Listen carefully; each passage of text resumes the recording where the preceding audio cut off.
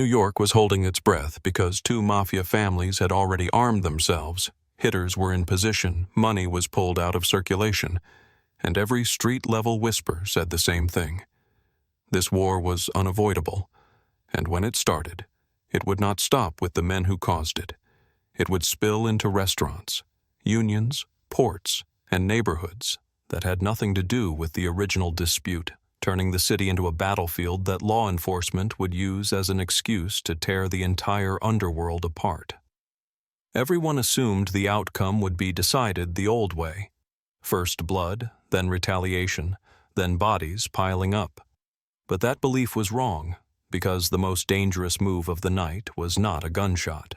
While soldiers waited for orders that never came, lucky Luciano made a decision that went against everything mafia wars were supposed to be about. He chose to end it without firing a single shot, not by declaring peace, not by threatening death, but by quietly turning the structure of power itself against the men who thought violence was their only option.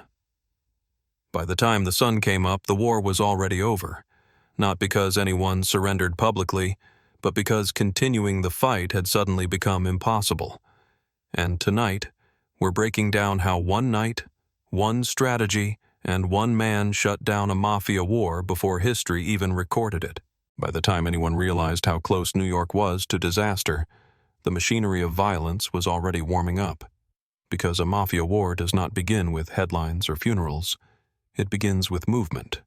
And that movement had started quietly, almost politely, as money was pulled from shared ventures. Couriers stopped crossing certain streets, and men who usually drank together began pretending they had never met. All signs that the old rules were breaking down at the edges. What made this moment especially dangerous was that no single boss had officially declared war. Yet every crew on both sides was preparing as if the order had already been given, creating a situation where control slipped downward, from leaders to captains, from captains to soldiers, until the final decision rested in the hands of men who were trained to shoot first and think later. At the center of the tension was a dispute that, on paper, looked manageable: territory, revenue, influence, but in practice had grown toxic because it touched pride, and pride in the mafia is heavier than any body. One side believed they were being boxed in, slowly pushed out of roots they had held for years, while the other felt entitled to expand, convinced that weakness should be punished before it turned into defiance. Meetings were attempted, but every conversation ended the same way, with polite words layered over mutual suspicion, and when messages started coming back delayed, incomplete, or slightly altered. Both families assumed the worst, because silence in this world is never neutral. It is a threat disguised as patience. As night approached, the city began to change its posture. Safe houses were activated, weapons moved from storage into reachable hands, and trusted drivers were told to keep engines running, not for escape, but for speed, because the first few hours of a mafia war decide everything that comes after. A successful opening hit does more than remove a target. It sets the tone, forces retaliation, and locks everyone into a cycle where backing down becomes more humiliating than dying. This was exactly why the situation had reached a standstill, because both sides understood that whoever fired first would unleash something they might not be able to stop, especially with law enforcement already circling, hungry for a spectacle big enough to justify sweeping indictments. What most people missed was how unstable this pause really was. The longer the delay lasted, the more dangerous it became, because discipline erodes under pressure, and soldiers begin to improvise, convincing themselves they are protecting the family by acting early. One mistaken encounter, one overheard insult, one car slowing down at the wrong corner could be enough to trigger gunfire, and once that happened, no apology, no explanation, and no meeting would matter anymore. The war would belong to momentum, not leadership. This was the moment Lucky Luciano recognized as fatal. He understood that the real threat was not the hostility between the two families, but the loss of centralized control, because a mafia that cannot restrain its own soldiers is a mafia that invites destruction from the outside. Luciano also knew something else, something few of the men sharpening their knives that night were willing to admit. A war fought now would not crown a new king. It would only expose everyone, shatter shared profits, and give prosecutors the chaos they needed to dismantle the entire system piece by piece. While others waited for a signal, Luciano read the silence correctly. This was not peace. It was a countdown, and unless someone intervened before the first trigger pull, the underworld would wake up to a reality it could never rewind.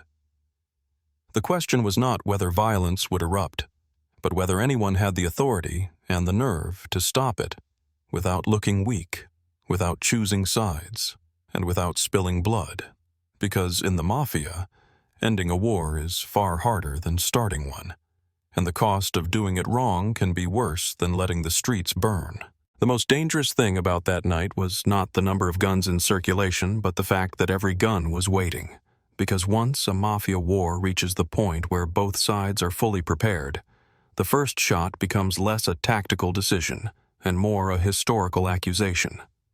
Whoever fired it would not just start a conflict, they would own it. And in the underworld, ownership of a war comes with consequences that extend far beyond the men who pull the triggers. Every boss understood this, which is why, despite the tension, the streets remained strangely quiet, as if the city itself was bracing for impact. Firing first meant admitting that negotiations had failed, that authority had broken down, and that leadership could no longer contain its own people. It meant inviting retaliation, not just from the opposing family, but from allies who would suddenly be forced to choose sides, disrupting long-standing arrangements that depended on stability. Even worse, it meant handing law enforcement exactly what they wanted: a clear starting point, a chain of events, and a narrative they could sell to judges and juries, turning chaos into indictments.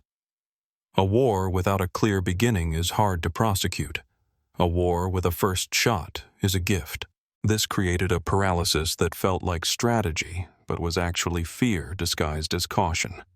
Each side waited for the other to make the mistake, convinced that if violence began elsewhere, they could respond defensively and claim legitimacy. But defensive wars in the Mafia are a myth.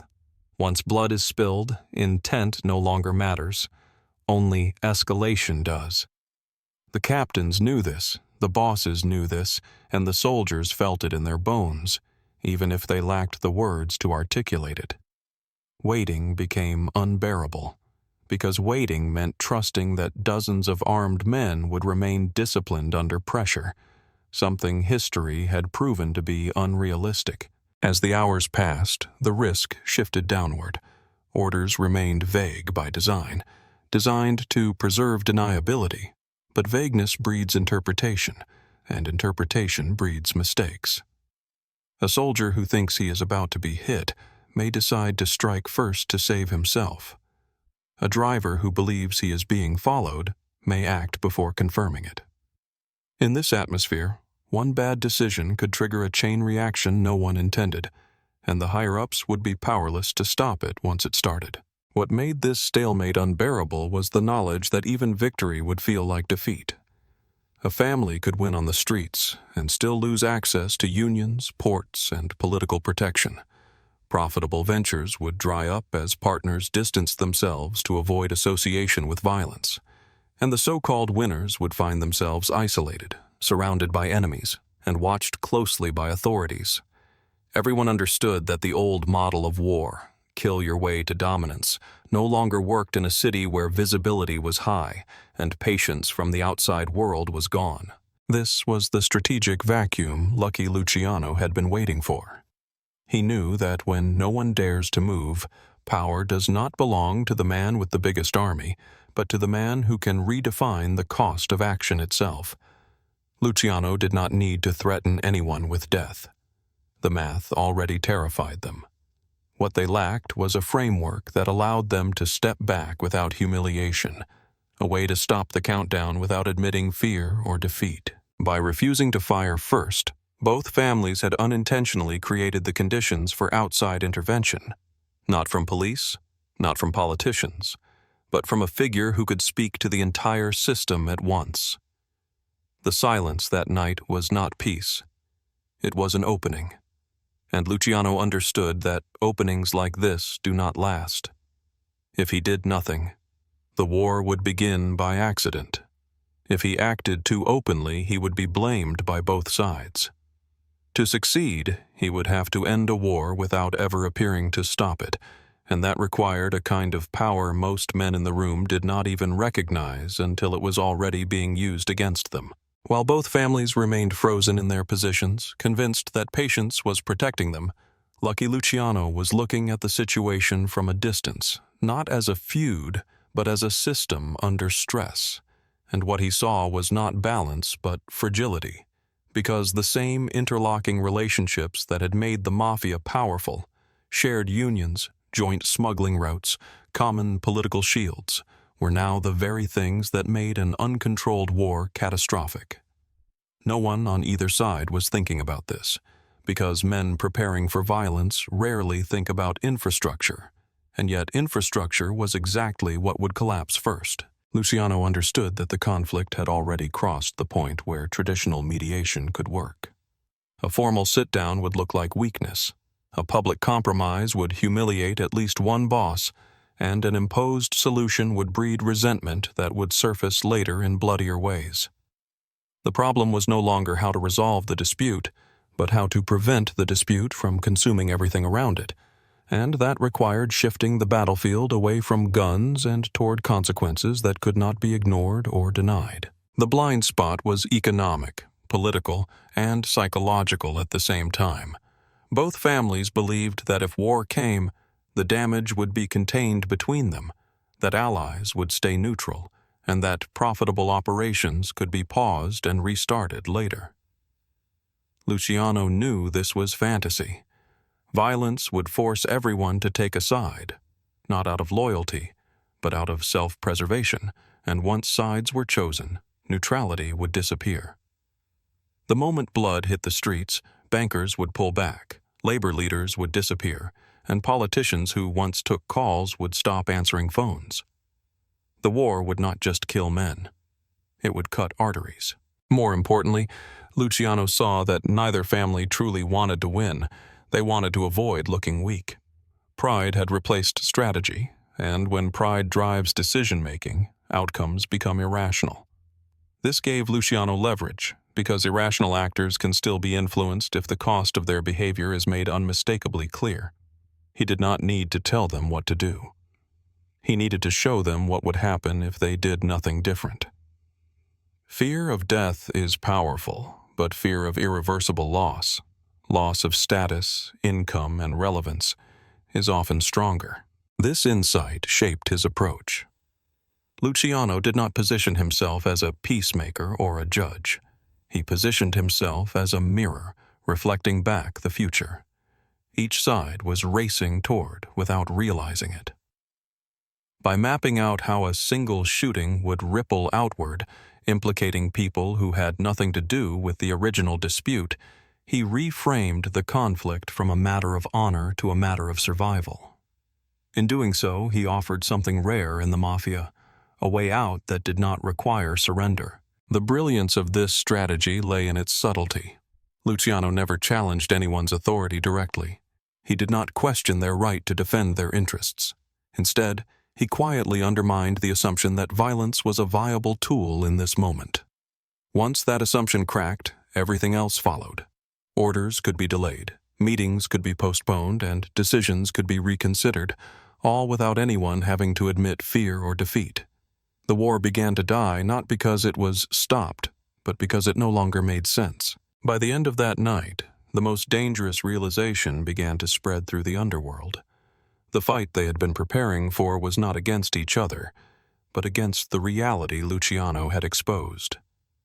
They were not facing a rival family. They were facing the collapse of a system that had kept them rich, protected, and powerful. And once that truth settled in, pulling the trigger stopped being an act of courage and started to look like an act of suicide. This was the turning point. The war was no longer inevitable. It was simply unfinished, waiting for someone to push it forward or quietly let it fade. Luciano had done the hardest part without making a single move visible to the outside world. What remained was execution, careful, precise, and invisible, and it would all happen before dawn.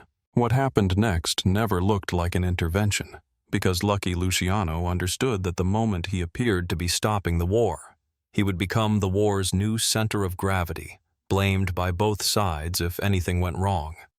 So instead of calling a meeting or issuing directives, he moved the way power moves when it wants to remain invisible, through people who already mattered, through conversations that felt private, inevitable, and impossible to trace back to a single source. That night, no single message was sent twice. Each family heard something different, tailored to its pressure points, spoken by intermediaries they trusted and could not easily dismiss. To one side, the focus was money, specific routes that would be cut, partnerships that would evaporate, numbers that turned bravado into panic. To the other, the emphasis was exposure. Which alliances would fracture first, which names would surface once subpoenas started flying, and how quickly a localized street war could become a federal case that swallowed everyone involved. None of it sounded like a threat. It sounded like accounting. The genius of the approach was that nothing Luciano communicated required belief. He did not ask anyone to trust him. He asked them to do the math themselves. If one shooting happened, here is what would follow, not hypothetically but mechanically. Unions would shut doors. Politicians would disappear. Neutral families would protect their own interests by isolating the aggressor. The underworld would not rally. It would fragment. Each boss was forced to confront the same realization alone, without the comfort of collective defiance. The war they were preparing for had no winning endgame. As the night deepened, something subtle changed. Cars that had been circling slowed and then parked. Drivers received vague instructions to wait. Soldiers were told to stay close but do nothing, the most dangerous kind of order because it feels temporary and reversible. Yet that was the point. Luciano was not trying to end the war with a dramatic stop. He was bleeding its momentum, hour by hour, until action felt riskier than restraint. Crucially, no one was asked to apologize or concede publicly. Pride was left intact, at least on the surface. Each side could tell itself the same story, that they were choosing patience, that they were acting responsibly, that they were protecting their family from unnecessary heat. In reality, they were all reacting to the same pressure, but because that pressure arrived privately, no one felt singled out or humiliated. The war lost its emotional fuel. By the time dawn approached, the most important thing had happened quietly. Initiative had shifted. Violence was no longer the default next step. It was a decision that required justification, explanation, and risk acceptance. In the Mafia, that shift is fatal to war. Conflicts survive on inevitability. Once inevitability is broken, wars do not explode.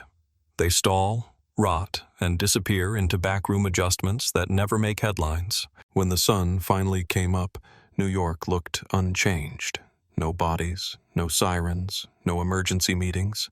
But under the surface, the system had reset. The families involved did not announce peace. They simply acted as if war was no longer on the table, because for each of them, continuing had become a personal liability rather than a show of strength. Luciano had achieved what brute force never could.